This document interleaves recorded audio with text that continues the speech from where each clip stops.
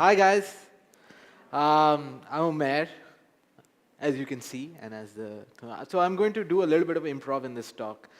So there might be a little ums and ahs. So let me tell you a little bit about myself, so that you have some context to what I'm going to base my talk around. So unlike other people who have come before me in this stage, and specifically for TED, people who do these talks worldwide, I am not. Uh, I haven't invented something that will change the world.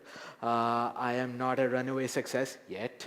I'm not particularly good looking. My wife thinks otherwise, um, but if you were to, I have a certain idea that I want to convey to you guys, all of you over here, and to those who will be looking at this video elsewhere, an idea that can potentially change your lives and the lives of everybody in the world, right? So it's the age of the internet, and so there was this something called a resume, a CV that we all have and we all had, but in this day and age, perhaps we need to change that format a little bit, right? So a resume has all your education, your work accomplishments, so on and so forth. But what if we sort of redesigned it so that it has something a little bit about your life as well, right? So what are your hobbies? What's your family like? What drives you? What motivates you? This sort of very all-encompassing sort of CV, what would it look like? So in this day and age, my assertion is that that would be something similar to your Googleability, right? So when you put in, and we're all guilty of doing this from time to time, the narcissistic ones at least, that you put your name in Google and you see all that this person has done, and this is what it's like, this is what he thinks, these are what his opinions is, this is what he tweets, and his stats, so on and so forth. So keeping that in mind, I don't have a very impressive CV yet, so I only have 582 followers on Instagram, which kind of sucks. But then again, this is who I am, right? But let me tell you about a story, about my story, and then let me convey this idea to you that I think will impact everybody around us, right? So I am, as the intro said, so I'm an ad man. I work in advertising, but I wasn't born and bred to be an ad man. I fell into this industry purely by accident. So I'm very few of you will know that I'm an economics and political science major. What has that got to do with advertising? I have no idea. But when I went to LUMS, everybody was doing it, and I was not smart enough to get the proper economics degree. So they said, you know what, economics and political science kar lo, and that's fine for you. So I did that, and when I was graduating, I'm really really bad at math. So I could not get into the coveted FMCGs, the Unilevers, the P&Gs, and so on and so forth. And I did a couple of internships at a few banks. I found them supremely boring to the extent that I would take 2-hour-long washroom breaks, find a nice spot, and sleep there, right? Ittifakan, I managed to email a couple of ad agencies in sheer desperation, and one of them seemed to respond to my email, and they gave me a job, a not very high-paying job, but a job nonetheless, and I began to be interested in the world of advertising, right? And a year and a half later, I thought, I was turning 25 at the time, and I was getting married, so I thought, you know what, this is the time to take a risk, otherwise I'll never be able to do it. So I quit that job and I started my own agency, and we've been doing that for about 7 years. So why this is necessary is because you have to understand my context. I'm not classically trained in advertising or marketing. I'm an insider outsider. So while now I've learned through experience what the ins and outs are, I like the formal training, right? So I can see it from both sides of the equation. And I've come to realize, fortunately or unfortunately, that advertising as it stands today is broken. We are a dying breed of people because the entire model of advertising is headed towards destruction. The problem is that all of you are regularly interrupted by the ads that we make, right?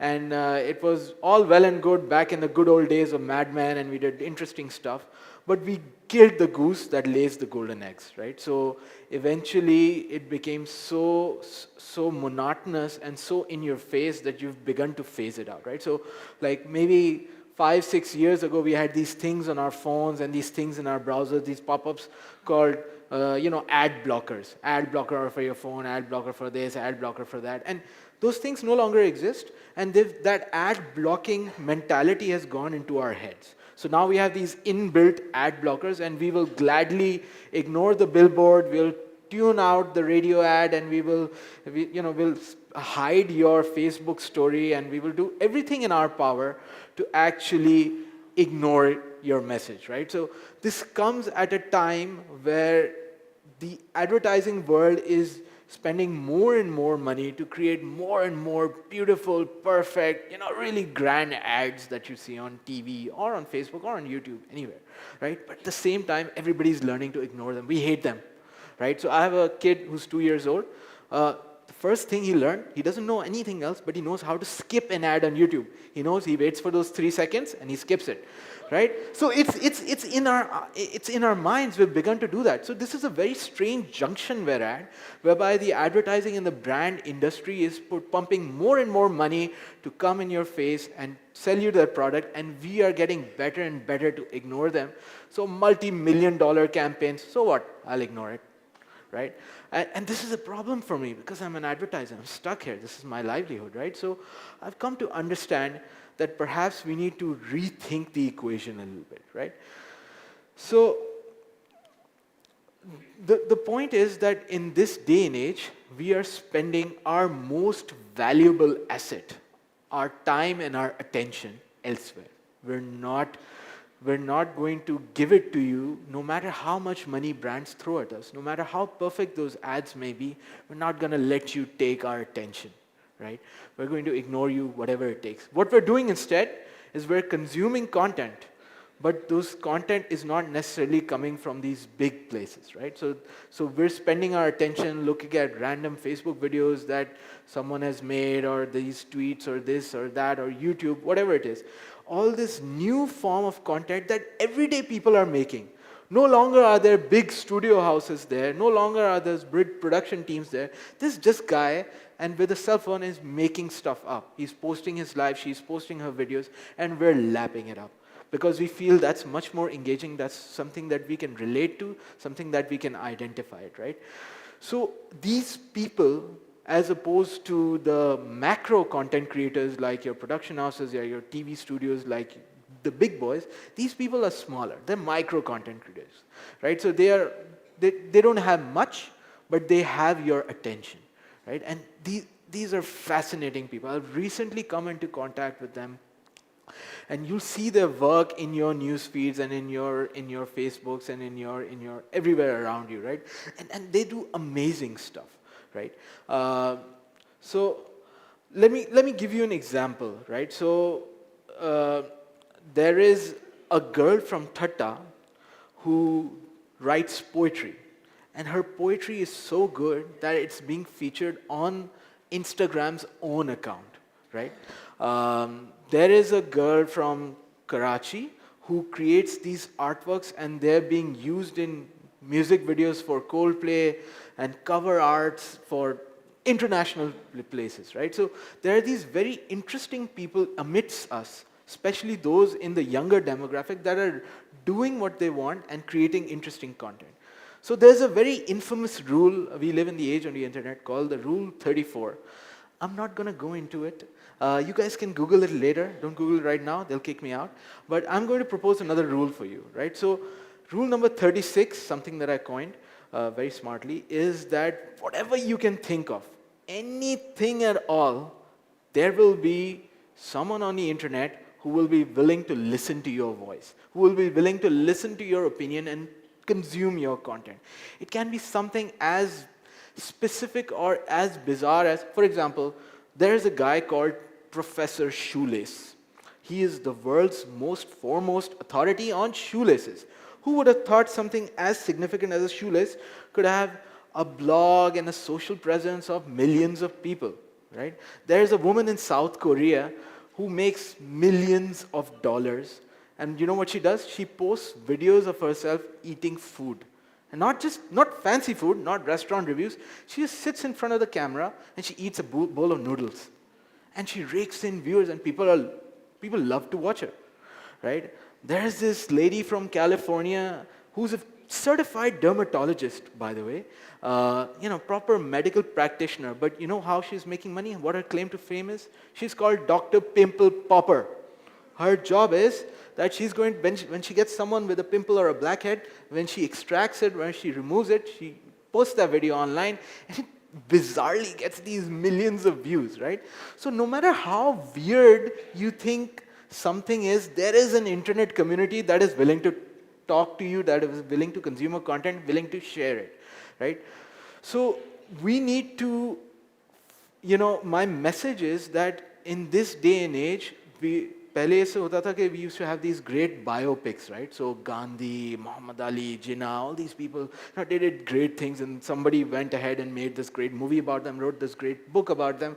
But in this day and age, we are the authors of our own biographies, right? So we have to create our own biopics, and they're real time and they're segmented. It's not going to be one great book. It's going to be chapters that will come out post by post. It's going to be videos that will come out post by post, and together, when someone looks at them in retrospect, when you become an internet celebrity, you'll be able to say, you know what, they had the right idea. Super observed topic, they had the right idea, right? All you need, and the excuse that I give myself, and I hear from everybody, oh, we don't have time for that. We don't have a fancy production studio. We can't do that. All you need is a smartphone, and anybody who's watching this video, I'm assuming you guys have a smartphone, and all this audience also has a smartphone, and your own mind. You can create content around it, right? So what I'm going to do is, I'm going to give you some concrete steps so that you can encourage yourself and those around you to become these content creators, right? Because as I just so rightly pointed out, that advertising in the world of branding is no longer relevant. So all this brand money is going to flow into these content creators, these everyday people that are taking up their passion, no matter how specific it is. If you're passionate about education, talk about it, create videos about it, post something about it. If you're passionate about sports, if you're passionate about filmmaking, if you're a poet, if you're a musician, if you're an illustrator, if you're a makeup artist, whatever you are, start letting the world know, because you have that technology that you can create that sort of content. And trust me, after a little bit of time, you will begin to develop an audience, right? So this is why it's very necessary that if you want to become a content creator, you should do it on something you're passionate about. As the curator showed you in the beginning of the presentation, for any venture there comes a dip, right? So you will think, you know what? I love books. I'm going to talk about books and everything about them. And I'm going to create a little Instagram page, a little Facebook profile, and I'm going to talk about them every 2 days. There will be a time where you will see, yaar, it's been 7 months. I'm not getting the likes I wanted. Now what? Should I quit? Try something new? But if you truly pick your passion, then you will not be willing to give up, because it's fun for you, right? So you need to find your passion and distill your passion, and then you need to create a narrative around it. So for this presentation also, I came and I told you my context. Why am I relevant to you? Why you should be listening to my story? So here again, whatever it is, think of what your profile will be called. What's your backstory? What's your origin story? How are you going to package it? Why should we care about the stuff you're making? Are you that interested in shoelaces? Do you think they can change the world? Whatever it is, you need to create an entire story around it, create an entire narrative around it, so that it benefits you in the long run, right? And in this age of social media, we need to be able to build meaningful relationships with these people who are consuming our content. So whatever you're passionate about, there is someone who's looking at your content is also passionate about it. So you need to make it a point, spend time from your day, spend time from your attention to actually talk to them in an intelligible way. Don't just go to someone's profile and say, hey, love it, beautiful, okay, smiley face. No. Talk about the content. What do you find interesting in it? What do you disagree with? What do you don't disagree with? And build these little communities, right? Build these relationships so that you have a tribe of your own. And eventually, and this is from a marketeer's point of view, this is the most important part, you need to monetize it. So you are doing this for your passion, but trust me, this can be your bread and butter. I know these people that I myself am paying to be a part of their messaging, right? So brands will soon be willing to pay by the boatload to get into your part of your story. So you need to keep that frame in mind, that eventually, I don't want to be a sellout, but eventually, you know what, if I'm talking about shoelaces, there will be a time when Nike will come and say, you know what, we want you to feature us. So I should be ready for that day, and I should create an opportunity for that day so that I can capitalize on it. Why? Not because I want to make money, because I want to be commissioned so that I can continue pursuing my passion, right? So the whole point of this entire exercise is to convince you that you can, by virtue of your mind and your smartphone, create your own following, and eventually it will be your bread and butter. But most importantly, it's not just that you will earn money, you will be able to live life on your own terms. You will be able to talk about, you will be able to pursue something that you care deeply about, right? So this is the crux of our message. I understand that this puts me in a tough spot. I am an advertiser after all. I make the same ads, I employ directors, I talk to brands, and I make those same ads that you so conveniently ignore. Even I ignore them. I haven't had a TV in my house for 3 years, right? So this puts me in a very tough spot. I need to quickly evolve as well so that I am able to work with these new age content creators. But still, I throw the challenge out to all of you and to those that will watch this video. Put me out of business. Let the world know that the traditional stuff where the brands are forced in your face is not going to cut it anymore, right? Be a competition to ad agencies, be a competition to brands, become brands in yourself. And maybe we can meet again on another stage. Thank you so much.